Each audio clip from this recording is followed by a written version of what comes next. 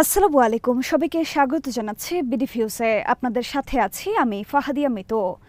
হামাসের ৭ অক্টোবরের হামলার প্রতিশোধ নিতে ২১ মাস ধরে গাজা উপত্যকায় গণহত্যা চালাচ্ছে ইসরায়েল। এই ২১ মাসে বিশ্ব দেখেছে যুক্তরাষ্ট্র ও ইসরায়েল কিভাবে আন্তর্জাতিক আইনকে তাদের ইচ্ছামতো ব্যবহার করেছে। আন্তর্জাতিক আইনকে এভাবে লঙ্ঘন করার বা দুমড়ে মুচড়ে ফেলার নজির বিশ্বের দ্বিতীয়টি নেই। আগ্রাসন, গণহত্যা, ক্ষুধা, জোরপূর্বক বাস্তুচ্যুত করা এসবকে গাজায় যুদ্ধের হাতিয়ার হিসেবে ব্যবহার করেছে ইসরায়েল। ইহুদি বর্ণবাদী এই দেশটি গাজায় আন্তর্জাতিক মানবাধিকার আইনের এতটাই অমর্যাদা করেছে যে এই আইন থাকা না থাকা সমান কথা। বিস্তারিত থাকছে মোতালেব জামালের প্রতিবেদনে।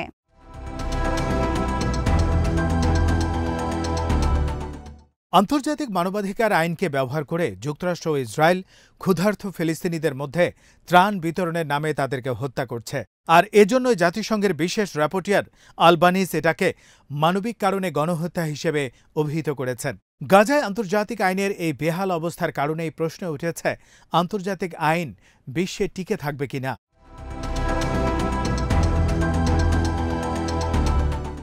গাজার ফিলিস্তিনিদের মধ্যে দীর্ঘদিন ধরেই ত্রাণ বিতরণ করেছিল জাতিসংঘ, কিন্তু যুক্তরাষ্ট্র ও ইসরায়েল জাতিসংঘের কার্যক্রমে নানা কৌশলে বাধা সৃষ্টি করে গাজায় ত্রাণ বিতরণের দায়িত্বটি নিজেদের হাতে নিয়ে নেয়। তারা গঠন করে গাজা হিউম্যানিটেরিয়ান ফাউন্ডেশন।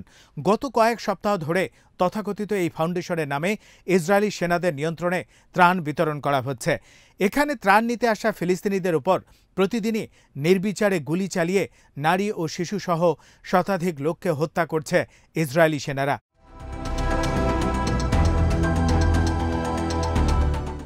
বিনা বিচারে এই হত্যাকাণ্ড চালানো হচ্ছে ত্রাণ বিতরণের ছদ্মাবরণে। এভাবে এ পর্যন্ত ৮০০-র বেশি ক্ষুধার্ত ফিলিস্তিনিকে হত্যা করেছে ইসরায়েল। অন্যদিকে অধিকৃত পশ্চিম তীরে ফিলিস্তিনিদের কৃষি জমি দখল করে শত শত অবৈধ ইহুদি বসতি গড়ে তোলা হচ্ছে। এছাড়া প্রতিদিনই ফিলিস্তিনিদেরকে বাড়িঘর থেকে উচ্ছেদ করা হচ্ছে, ভেঙে ফেলা হচ্ছে তাদের ব্যবসা প্রতিষ্ঠানগুলো।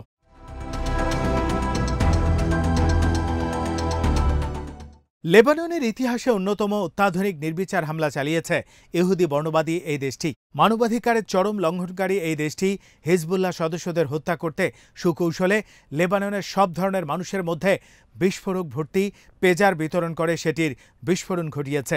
এর মাধ্যমে তারা নারী ও শিশুসহ ৫০০-র বেশি লোককে হত্যা করেছে। এ ধরনের একটি হামলা চালানোর সময় নারী ও শিশুসহ কাদের হাতে এই যন্ত্রটি আছে বা এর আশেপাশে কারা আছে তার কোনো বিচার বিশ্লেষণ না করেই হামলা চালিয়ে বর্বরতার সব মাত্রা অতিক্রম করেছে ইসরায়েল।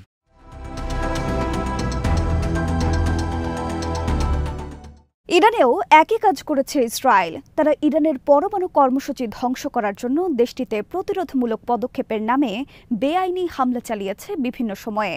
আত্মরক্ষার কোনো আইনেই এই ধরনের হামলা সমর্থনযোগ্য নয়। সিরিয়াতেও একইভাবে হামলা বারবার করেছে ইসরায়েল। এমনকি দেশটিতে ইরানের দূতাবাসও বাদ যায়নি এই হামলা থেকে।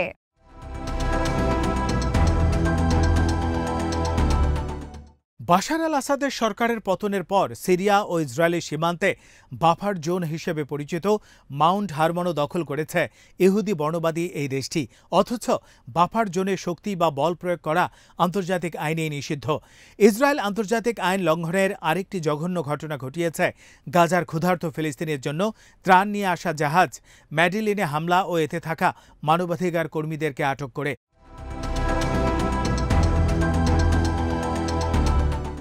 ইসরায়েলের ধারাবাহিক এসব অবৈধ কর্মকাণ্ড প্রতিরোধে ক্ষমতাহীন হয়ে পড়েছে আন্তর্জাতিক আইন। ইসরায়েল প্রকাশ্যেই যা করে চলেছে তা প্রতিরোধ করার কোনো ক্ষমতাই নেই আন্তর্জাতিক আইনের। এমনকি আন্তর্জাতিক আদালতের আইন ও নির্দেশকেও অবলীলায় অবজ্ঞা করে চলেছে পশ্চিমাদের সমর্থনপুষ্ট ইহুদিবাদী এই দেশটি।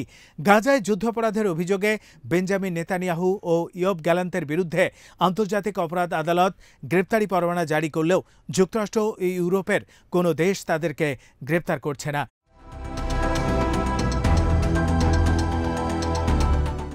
বিনা বাধা এসব দেশ সফর করছেন নেতানিয়াহু। বরং পশ্চিমা কয়েকটি দেশ দেখাতে চাচ্ছে যে তারা আন্তর্জাতিক অপরাধ আদালত কেবল নয়, আন্তর্জাতিক কোনো আইনই তারা মানে না।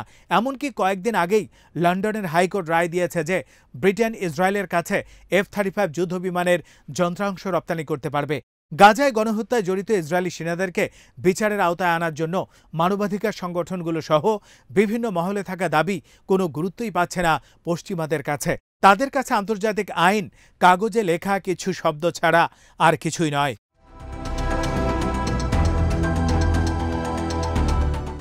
পশ্চিমাদের ভূমিকায় বিস্ময়ের কিছু নেই।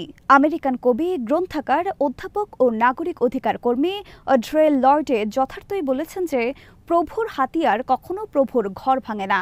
আন্তর্জাতিক আইন ঐতিহাসিকভাবেই সাম্রাজ্যবাদ ও উপনিবেশবাদকে প্রতিরোধ করেনি, বরং এগুলোকে শক্তিশালী হতে আরও সহায়তা করেছে।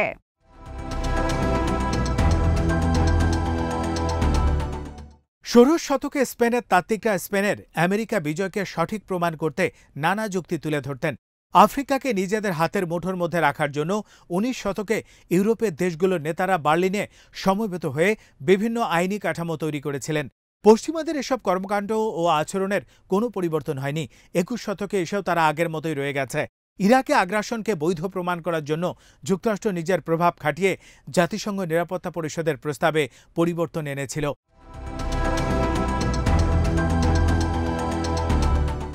বিশ্বের তথাকথিত গ্রেট পাওয়ারগুলো নিরাপত্তা পরিষদে তাদের নিরঙ্কুশ ক্ষমতা প্রয়োগ করে একতরফাভাবে যে কোনো প্রস্তাব যখন আটকে দিতে বা এতে পরিবর্তন আনতে পারে, সেখানে আন্তর্জাতিক আইনের কোনো স্থান থাকে না।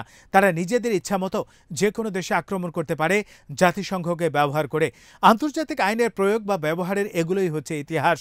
এই আইন ক্ষমতাধর দেশগুলোর উদ্দেশ্য হাসিলের একটি হাতিয়ারে পরিণত হয়েছে। এই আইনকে কাজে লাগিয়েই সাম্রাজ্যবাদ ও উপনিবেশবাদ প্রতিষ্ঠা করেছিল পশ্চিমারা। তারা আন্তর্জাতিক আইনের নামে এই হাতিয়ারকে ব্যবহার করেই গ্লোবাল সাউথ বা বিশ্বেও দক্ষিণাঞ্চলকে দখল, শাসন, শোষণ, নির্যাতন, নিপীড়ন সহ সবকিছুই করে এসেছে শত শত বছর ধরে।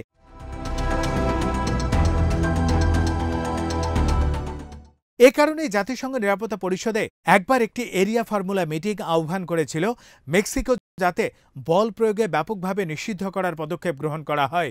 এ ধরনের বৈঠকে নিরাপত্তা পরিষদের সদস্য নয় এমন সব দেশ এবং সংগঠন অংশ নিয়ে তাদের বক্তব্য তুলে ধরতে পারে। একই কারণে গাজায় গণহত্যার অভিযোগে আন্তর্জাতিক বিচার আদালতে ইসরায়েলের বিরুদ্ধে মামলা করেছে দক্ষিণ আফ্রিকা।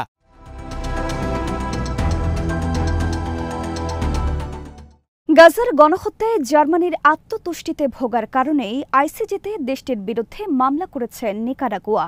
গাজায় মানবতা বিরোধী অপরাধের অভিযোগে ফিলিস্তিনও আন্তর্জাতিক অপরাধ আদালতে ইসরায়েলের বিরুদ্ধে মামলা দায়ের করেছে।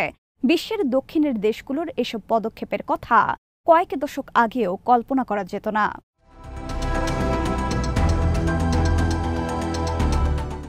পশ্চিমাদের আধিপত্যবাদী নীতির বিরুদ্ধে বিশ্বের দক্ষিণাঞ্চল বা গ্লোবাল সাউথ জেগে উঠেছে। এটাই হচ্ছে সবচেয়ে বড় প্রাপ্তি। এটাই হচ্ছে একটি ঐতিহাসিক মুহূর্ত। দীর্ঘদিন পরে হলেও নিজেদের শক্তিকে অনুধাবন করতে সক্ষম হয়েছে এই অঞ্চলের দেশগুলো।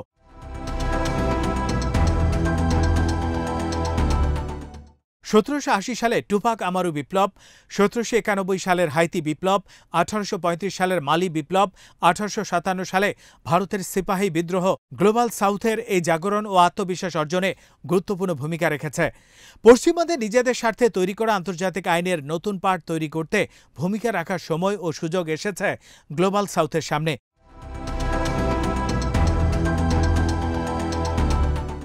এই অঞ্চল এখন পশ্চিমাদের সামনে নিজেদের শর্ত আরোপ করতে পারবে, সেই সময় এসে গেছে। আর আন্তর্জাতিক আইনের এই নতুন পাঠের প্রধান ও প্রথম শর্তই হবে প্রতিরোধ গড়ে তোলার মাধ্যমে আত্মরক্ষা ও আত্মনিয়ন্ত্রণের অধিকার প্রতিষ্ঠা করা। আফ্রিকার দেশগুলোতে ১৯৬০-এর দশকে উপনিবেশ বিরোধী আন্দোলনগুলো পশ্চিমাদের আধিপত্যবাদের বিরুদ্ধে জেগে ওঠার এই পথকে আরও মসৃণ করেছে।